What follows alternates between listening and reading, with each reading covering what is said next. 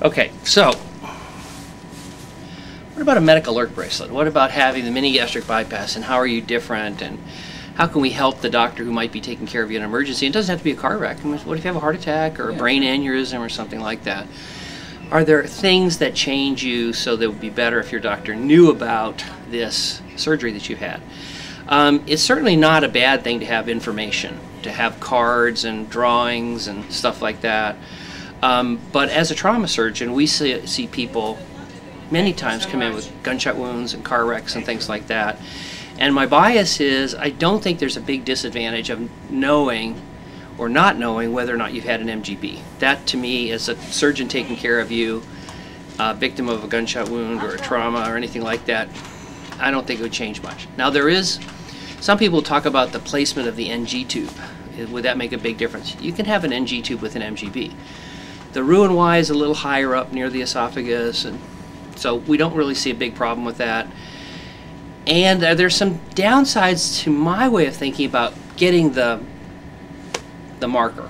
You know, in other words, one of the things we think is that obesity is kind of a, it's one of the last things where it's okay to criticize you.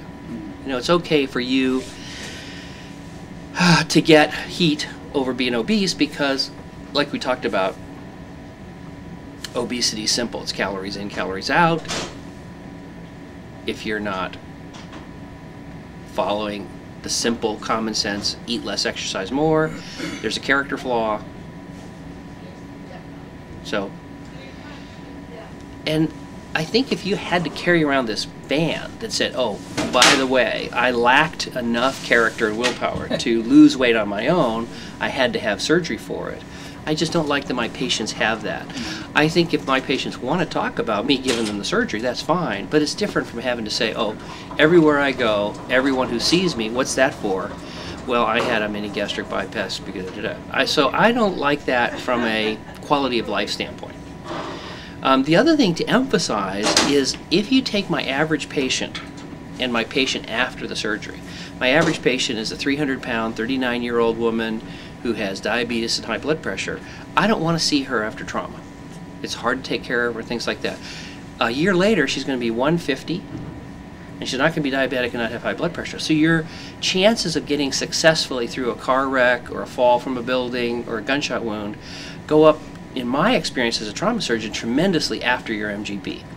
And the incremental value of telling the surgeon, oh, by the way, this unconscious victim of a gunshot wound or a trauma or whatever has also had an MGB is minor compared to carrying that around all the time. Okay. I don't think it's a bad thing if you want to keep it in your wallet and you want to have a card or you can print out with a little drawing and things like that. Well, like I have my blood type on my vest, for example. Yeah. A card I think is fine. My opinion is that America is still fairly biased against obesity, and it's something that, of all the biases we carry around, whether it's a gender bias or a racial bias, we have a lot of biases, religious things like that, where we carry these things. Those things, even people who are biased now start to kind of keep a little bit more to themselves, okay? But not obesity. It's still kind of okay to be rude, nasty, derogatory to somebody because of their weight. So carrying around that bracelet, to me, is like, it kind of detracts a little bit. And the minor, if any, advantage to it, to me, is outweighed by the disadvantage of having to wear that forever. Instead, I want you to wear a big sign that says, my cholesterol's down, my blood pressure's down, I'm healthier, I'm faster, and things like that. So we had a guy who's a detective from Seattle, and we were talking to him about the methamphetamines and stuff like that, and he was telling me how it would come through the city and everything. So he came back for a clinic, and he'd lost about 100 pounds, and so I said, can you, you're still okay for, wrestling the bad guys and stuff like that? And he says, yeah, I'm doing fine with that. And he says, my foot speed's gone way up. Yeah. So, and we had a couple other folks from his, the same unit came by and had surgery with us. So I don't think I would I don't recommend those things now, but you could actually get one of those things. For example, for me, had kidney stones, put 10 things on it, For our average trauma patient, you know, the early life support, placing an NG tube, you know, my patient, when they're injured, when they're 300 pounds, putting a breathing tube in to save their lives, very hard. When they're 150 pounds, much easier. So there's a tremendous benefits that are going to accrue from for the rest of your life, we predict. Is there going to be a big advantage from wearing that bracelet forever? I don't think so, and my opinion is it's kind of a negative. I say throw that away, and if somebody comes up and you want to chat, you know, fine. But it's not everybody else's business. I don't think you need to carry it around. Okay.